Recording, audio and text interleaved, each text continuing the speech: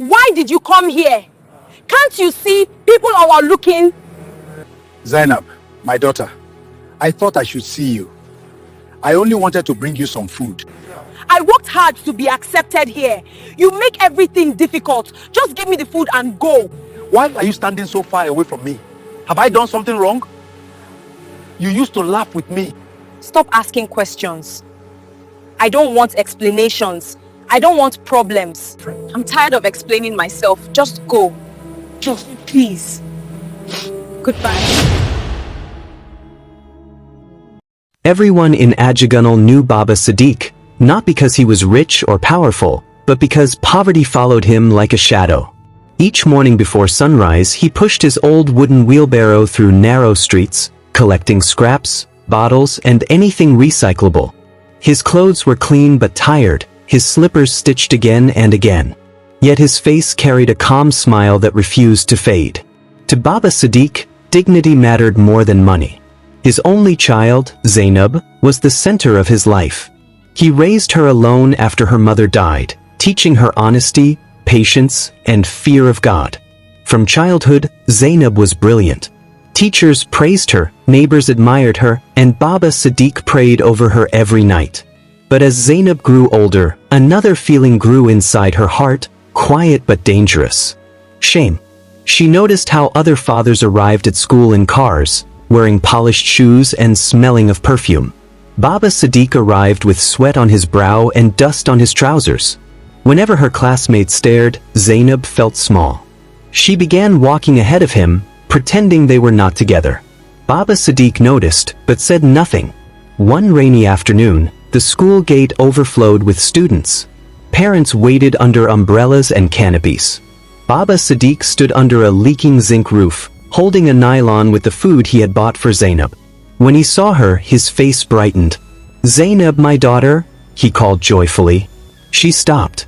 Her friends turned to look. One of them laughed softly. Another whispered, "Is that your father?" Heat rushed to Zainab's face. In that moment, fear of shame defeated love. She looked straight ahead and walked past Baba Siddiq as if he were invisible. His smile froze. The bag slipped slightly from his hand, but he did not call again. Rain fell harder. Baba Siddiq stood there long after everyone left.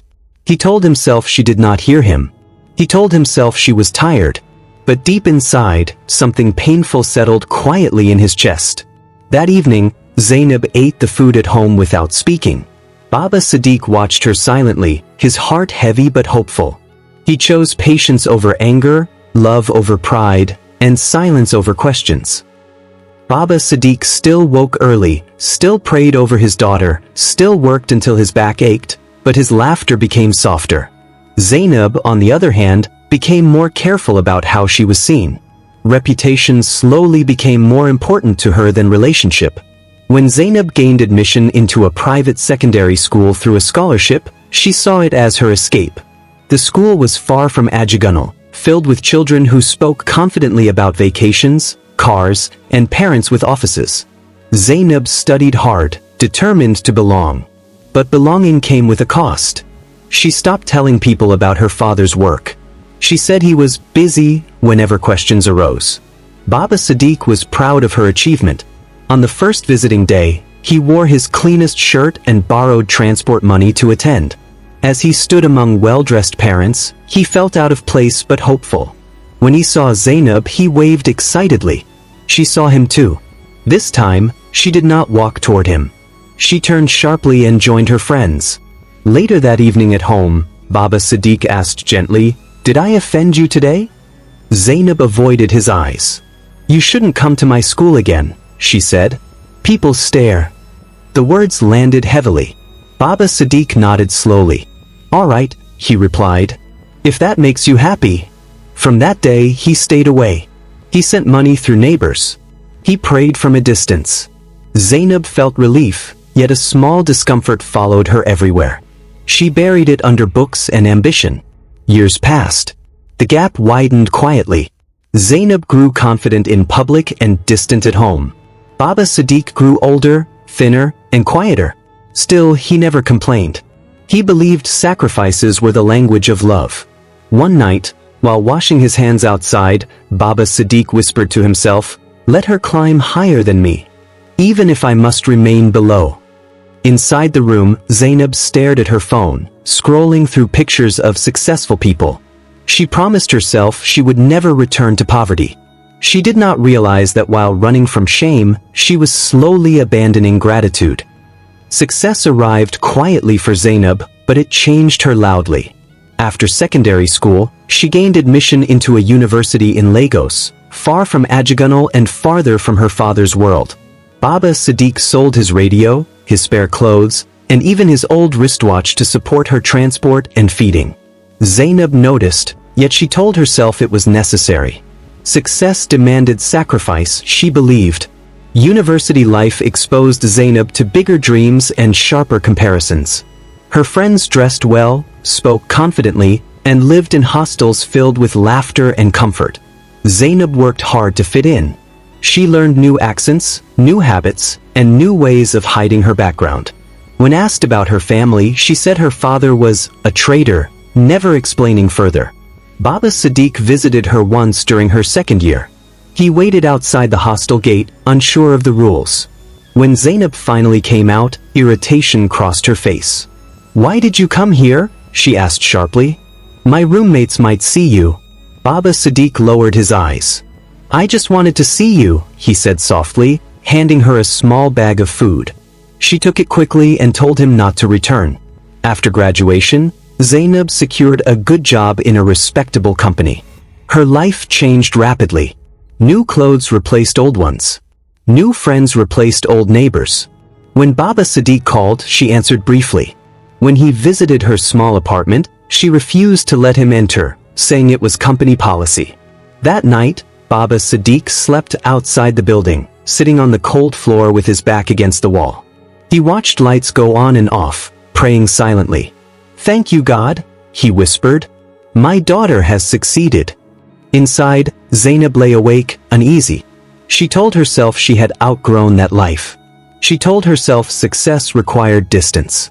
What she did not understand was that success without humility slowly empties the heart, leaving behind a hollow pride that demands more and gives nothing in return. The higher Zainab climbed, the more she forgot the hands that lifted her. The turning point came on a bright afternoon Zainab had dreamed of for years. Her company organized a corporate outreach program at a luxury hotel, inviting top clients and senior managers. Zainab dressed carefully, confidence shining in her posture. This was her world now, a world of glass doors, polished floors, and controlled smiles. She felt she finally belonged somewhere important. As she walked toward the entrance with her colleagues, laughter around her, her eyes caught a familiar figure near the gate. A man in faded clothes was sweeping the compound slowly, his movements tired but careful. For a moment, her heart skipped. She tried to look again. It was Baba Siddiq. He had taken a temporary cleaning job to survive. When he recognized Zainab, his face lit up with joy that erased his exhaustion. He dropped the broom and walked closer, smiling widely. "Zainab, my daughter," he called, his voice filled with pride. Her colleagues stopped walking. Her manager turned and looked at the man. "Do you know him?" he asked casually.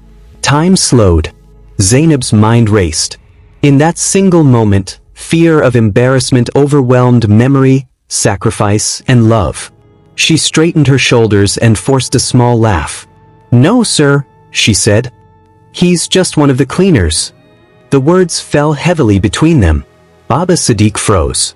His smile faded, replaced by a look of confusion, then quiet understanding. He nodded slowly, as if something he had feared had finally been confirmed. Without another word, he picked up his broom and returned to work. Zainab walked away quickly, her chest tight. Her colleagues continued chatting, unaware of what had just broken. The rest of the event passed like a blur. Applause sounded distant. Compliments felt empty. That evening, Baba Siddiq returned to his small room with a heavy body and a heavier heart. He did not cry. He simply sat in silence, staring at the wall. Later that night, he collapsed while praying and was rushed to a nearby clinic. Zainab slept peacefully that night, unaware of the damage her denial had caused. That night, Baba Siddiq's condition worsened. The clinic smelled of antiseptic and damp walls. Nurses moved quietly, whispering instructions as the old man struggled to breathe. His chest rose and fell unevenly, each breath sounding like a question left unanswered. The doctor shook his head gently. Stress, exhaustion, and untreated pain had taken their toll. A nurse searched his pocket and found Zainab's number, written carefully on a folded paper. She dialed it several times before the call connected. Zainab was asleep, wrapped in comfort and silence. Her phone vibrated. She checked the screen and frowned. Unknown number. She almost ignored it, then answered impatiently. "Madam, your father is very ill," the nurse said. "He collapsed earlier. You should come immediately." Zainab sat up, irritation rising. "I'm busy," she replied. "I'll come tomorrow." The nurse hesitated, then said, "Please, don't delay." Zainab ended the call and lay back down. Sleep returned, but it was uneasy. Images of her father's face surfaced, then disappeared. At dawn, Baba Sadiq's breathing slowed.